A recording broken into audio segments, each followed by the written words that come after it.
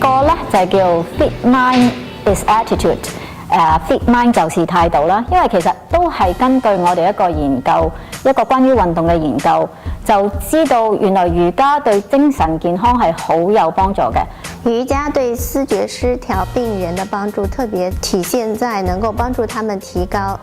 衰竭的記憶力，以及幫助他們能夠改善他們的注意力比較差的這種情況。為咗令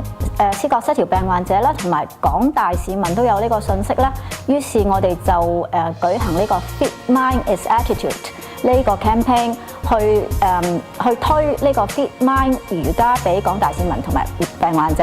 等佢哋可以多啲做運動，多啲令精神健康更加健康。